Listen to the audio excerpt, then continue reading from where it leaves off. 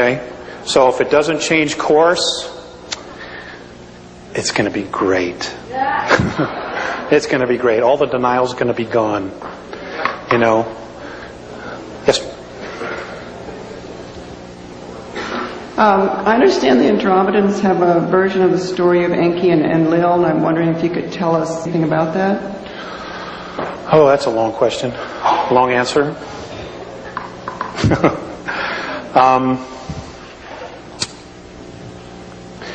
Actually, my understanding is that the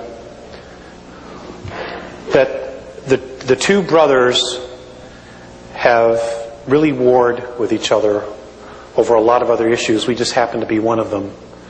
I do know that Enki, what they've told me is that Enki was betrayed and killed, and that his body is literally buried in the face that's on Mars.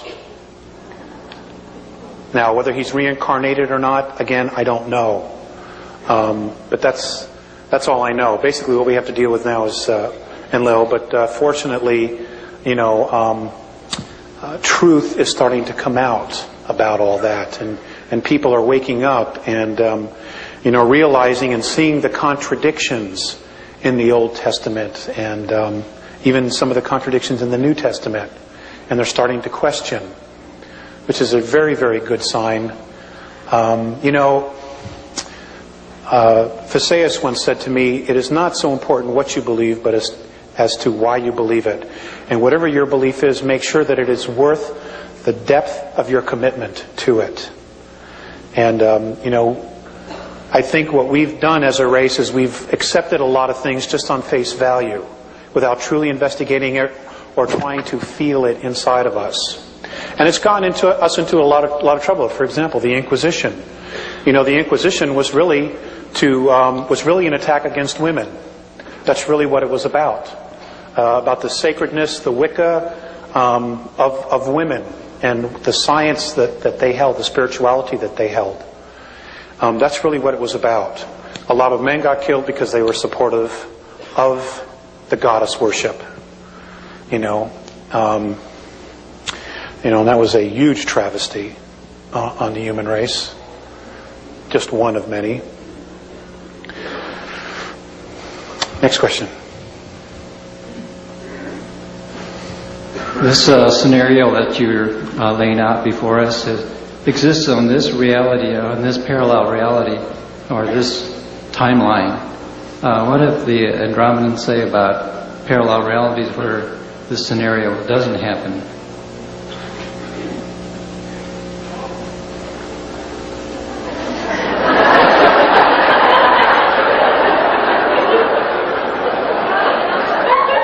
He's not going to like my answer.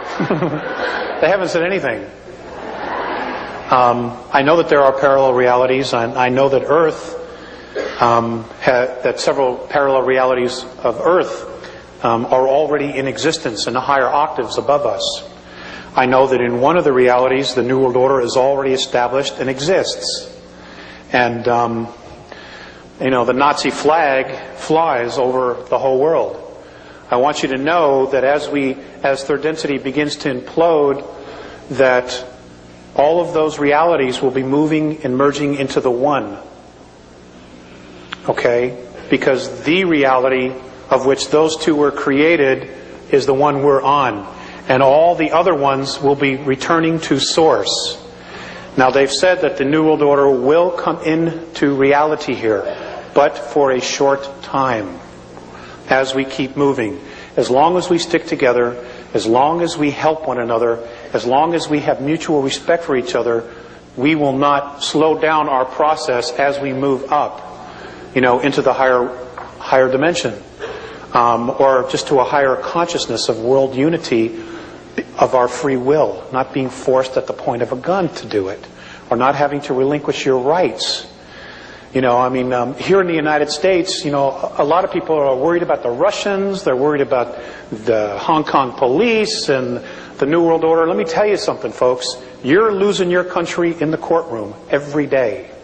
It's in the courtroom. Corrupt judges and institutionalized corruption. And I'll tell you what, if you allow, this is my own little political statement, if you allow the Congress and the President to take away the Second Amendment, you will lose all your other rights. I don't believe in toting a gun, carrying a gun, and killing anybody. All right? But the Founding Fathers knew about corruption, and they knew about tyranny. And the reason the Second Amendment is there is to protect all the other rights. And until we consciously make the shift and change everybody else's perspective, I'm afraid, from my perspective, it's a necessary evil. But that's my perspective. Okay?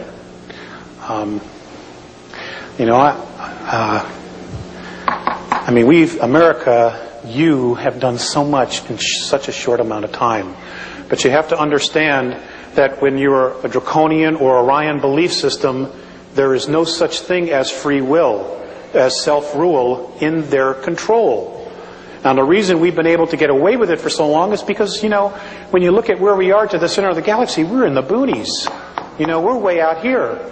And they're just now starting to come around, and they realize that the magnetics of the planet, the consciousness of the planet, is starting to change. So this is what has attracted a lot of the races to us now. It was also the blasting of nuclear weapons. Nuclear weapons not only affect third density, but they affect fourth and fifth. It sends a shock wave through it. Okay? And we were totally irresponsible. We didn't know. We didn't know what we were doing. And that's why a lot of the races started to show up. They'd been here sooner, but that's when they really started to come in mass. Like, what the hell's going on down there? Next question. Again, I've only got pieces of the puzzle. I've had a contact a number of years ago, and I know a lot of other people here have, and it was both very powerful and loving, and yet there was also some fear with that. Many of us are now thinking about how can we make contact that feels safe, evolving, loving. Mm-hmm. Can you speak to that? I'm asked this a lot, and all I can suggest to you is this. You can literally be and create anything you want. If you want contact, then what I would suggest you do, and this is really the only suggestion I have, is you create the space for it. Now, if you're very comfortable going into the woods, going on a walk and sitting on a rock someplace where you're totally isolated, and you're there and you call them down, and that works for you, that's fine. Okay, if you want them to come visit you at your home and you set up a specific time and you make tea and you wait for them to come, that's another thing you can do. It's entirely up to you. Okay, but create the space. Show the intent to do it. And be in integrity with it. In other words, for that hour or 2 hours that you decide to create the space, do it all the time. Make it always 2 hours. Make it always 2.5 hours. Do it once every 2 weeks. Whatever you want. Whatever ritual you want to make it in order to create the space, then that's what you do. Okay? That's the only suggestion I have for you, wherever you went. Okay, next, please. On your tapes, you talk about how if we have 10% consensus on the planet, it'll be enough to move us through the transition. And you also give an exercise that they taught you about seeing yourself inside out. Yeah. And I'm interested in more information about both of those. And in this talk tonight, you've spoken about transfers, and I'm not sure what those are. Thank you for being here. Thank you. Transfers? When you first started speaking,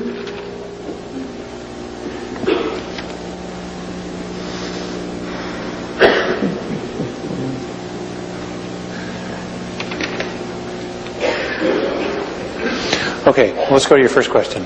oh, okay, yeah. I was given an exercise. You guys probably all know this stuff already, but something that I was given specifically, which I do every day. And, they never give me answers about myself. And it really pisses me off sometimes. Because, we're looking for shortcuts. Let's face it, we're Earth humans. Okay? Anyway, the exercise was to get very, very quiet, get myself into a very humbled space. Sincere space is the word they use a lot. And it was literally to grab the balls of my feet and turn myself inside out, so that everything that's on the outside is now in, and everything on the inside is now out. And when you see yourself upside down,